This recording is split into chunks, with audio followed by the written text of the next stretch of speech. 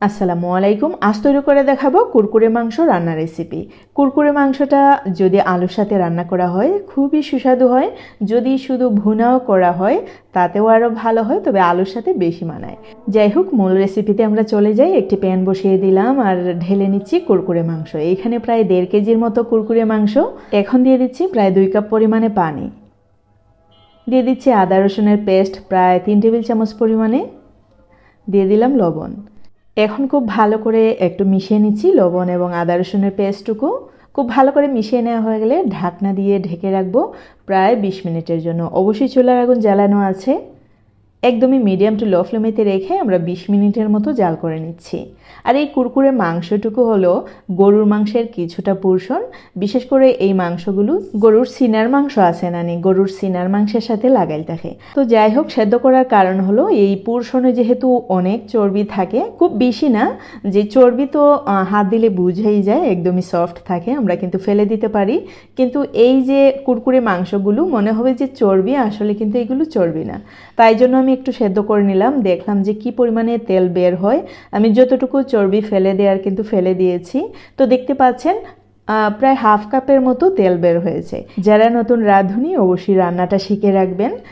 যেহেতু হাফ কাপের মতো তেল বের হয়েছে, এই বুঝে শুনে আমরা কিন্তু বাকি তেলটুকু ইউজ করতে হবে। আর যদি আগেবারেই আমরা খুব বেশি পরিমাণে তেল ইউজ করি, তরকারি কিন্তু একদমই তেলে ভরে যাবে। তো দেখতে পাচ্ছেন আমি এরই মধ্যে 1/3 কাপ পরিমাণে তেল ইউজ করলাম।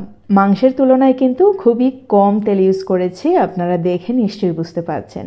ইউজ করছি পেঁয়াজ কুচি, 1 টেবিল চামচ পরিমাণে জিরে গুঁড়ো দিয়ে দিলাম, 1 টেবিল চামচ পরিমাণে হলুদের গুঁড়ো, 1 টেবিল চামচ পরিমাণে ধনিয়া গুঁড়ো, 1 টেবিল চামচ পরিমাণে মরিচের গুঁড়ো।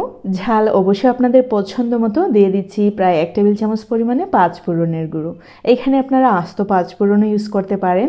এইখানে আছে 3-4টে তেজপাতা, 10 থেকে 12টি এলাচ, 4-5 টুকরো দারুচিনি এবং লং এবং লবঙ্গ মিলে হবে 1 টেবিল চামচ পরিমাণে।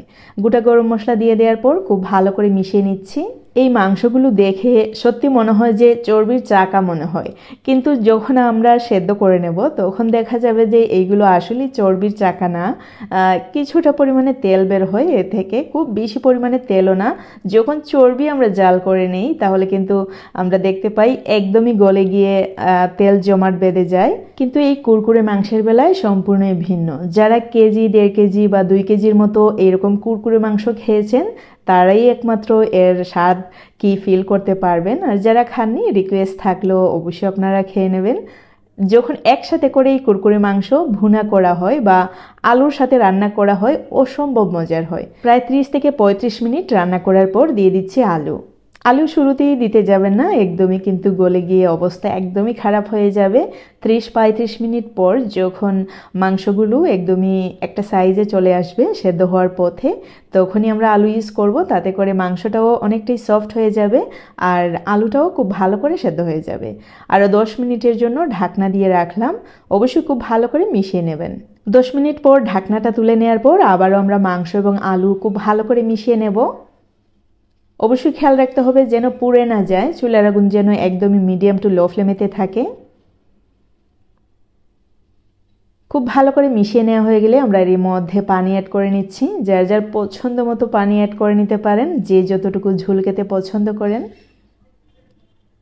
আর আলুর সাথে গরুর মাংসের একটু একটু ঝোল যদি না থাকে আসলেই ভালো লাগে না। আর যদি কিছুটা পরিমাণে ঝোল বাড়তিও দেন তাহলেও সমস্যা নেই, রুটির সাথে কিন্তু অসম্ভব মানায়।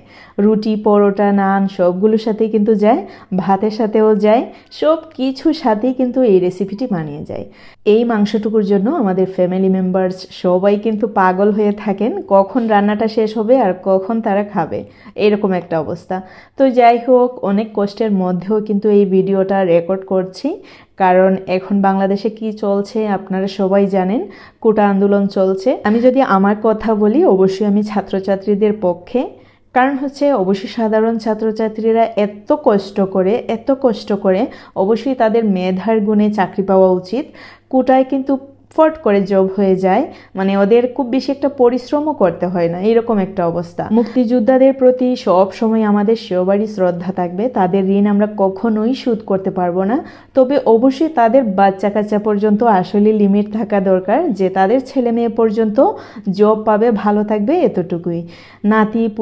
নাতিপুতির ঘরের নাতিপুতি, মানে এরকম একটা অবস্থা আর কি। তাহলে তো আমাদের মতো যে সাধারণ ছাত্রছাত্রীরা আছেন তাদের কোনো চান্সই থাকলো না, এইরকম আর কি। অনেক সময় মেধায় হয়, তবে খুবই কম হয়। মানে বাংলাদেশ তো বুঝছেন ওয়েলিং এর একটা দেশ, যে যত বেশি তেল মারতে পারে তাদেরকেই চান্স দেয়া হয়। এমনকি যারা খুব বেশি পরিমাণে ঘুষ দিতে পারে তাদেরই কিন্তু ভালো পজিশনে জব হয়। মেধার আসলেই খুব বেশি একটা মূল্যায়ন করা হয় না, তাই জন্যই তো আমাদের ভাই বোনরা রাস্তায় নেমেছে। আশা করি আমার কথাগুলোর সাথে একমত হলে আপনারা কমেন্টস করে জানাবেন। আর যদি এর বিপক্ষেও থাকেন, দল মত নির্বিশেষে একটু চিন্তা করলেই কিন্তু বুঝতে পারবেন আপনি যে পজিশন নিয়ে আছেন 2 দিন পরে কিন্তু এই পজিশন থাকবে না। আপনার বাচ্চা কাচ্চা বড় হবে, তাদেরকে পড়াবেন, তাদের কিন্তু কোনো কোটা থাকবে না। যেমন আপনি মুক্তিযোদ্ধা না, আপনি কোনো একটা দলের আন্ডারে গিয়ে তাদের উপর নির্যাতন করছেন, আপনার কিন্তু কোনো কোটা থাকবে না। সো সেই দিকে খেয়াল রেখে অবশ্যই ছাত্রছাত্রীদেরকে আমাদের সাপোর্ট করা উচিত। আর যদি তাদেরকে প্রপারলি সাপোর্ট নাও করতে পারেন, অবশ্যই নির্যাতন করাটা উচিত না, তাদের উপর হাত তোলাটা উচিত না। যাই হোক, আমার রেসিপির সাথে সাথে অনেক গল্প করে ফেললাম। আর এই গল্পটা কিন্তু কাল্পনিক না, এই গল্পটা একদমই বাস্তব। আর এইসব গল্পের পেছনে এবং সামনে শত শত মায়ের, লাখো লাখো মায়ের হাহাকার।